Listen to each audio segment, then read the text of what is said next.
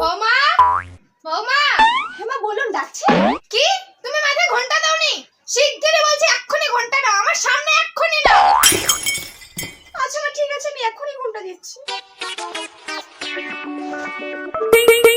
বৌমা, হ্যাঁ মা বলুন। বৌমা, তুমি মাথায় কাপড় কেন নাওনি? আমাদের বাড়ির বৌমারা সবসময় কাপড় নেয় মাথায়, তো তুমি আজকে থেকে কাপড় নেবে। ও আচ্ছা, কেন মা আপনি কি এই বাড়ির বউ না? আপনি যে মাথায় ঘন্টা দেননি? ঠিক আছে বৌমা, তোমাকে আজকে থেকে মাথায় কাপড় নিতে হবে না। বৌমা, আমার না কোমরটা ব্যথা করছে, তো তুমি বাসনগুলো মেজে দাও তো। আচ্ছা মা ঠিক আছে, আমি সব বাসন মেজে রেখে দিব, আপনাকে কিছু করতে হবে না, আপনি শুয়ে থাকুন। বৌমা, আমার না কোমরে অনেক ব্যথা করছে, তো আমি হাঁটতে পারবো না, তো তুমি সব কাজটা একাই করে নিও। ও আচ্ছা, আপনার কোমরে ব্যথা করছে? আমার তো মনে হয় ব্যথা ব্যথা করে না। ব্যথা তো করবেই, সারাদিন যদি ওই এক মতো বসে থাকেন তাহলে তো ব্যথা করবেই। যান গিয়ে কাজগুলো করুন, আমি পারবো না একা করতে।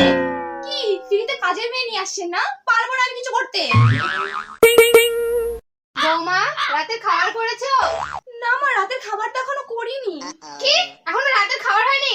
আমার বাবু অফিস থেকে আস্তে আস্তে যেন খাবারটা হয়ে যায়, তাড়াতাড়ি বৌমা রান্না করো। আচ্ছা মা ঠিক আছে, আপনার বাবু আসার আগে আমি সব রান্না করে রাখবো। বৌমা, রাতের খাবার দাবার হয়েছে? না মা, এখনো রান্না বান্না কিছু হয়নি। কি? এখনো রাতের খাবার হয়নি? দেখো বৌমা, আমি তো আমার ছেলেকে অনেক কষ্ট করে লালন পালন করেছি, তো খবরদার ওকে কিন্তু কোনো কষ্ট পেতে দিবা না। ও আচ্ছা, আপনি ছেলেকে তো অনেক কষ্ট করে লালন পালন করেছেন, আর আমার মা তো আমাকে অনলাইনে অর্ডার করে এনেছিল, তাই না? বৌমা, সন্ধ্যা তো হয়ে গেল, চাটা বানিয়ে নিয়ে আসো একটু। ঠিক আছে।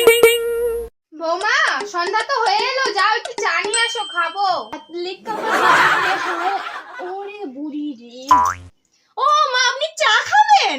তো নিজে গিয়েও তো একটু বানিয়ে খেতে পারেন। প্রত্যেকটা দিন বউটাকে দিয়ে খাটায়, আমি পারবো না চা বানাতে। যান আপনি একটু বানান আর আমার জন্য একটু বানিয়ে নিয়ে আসেন।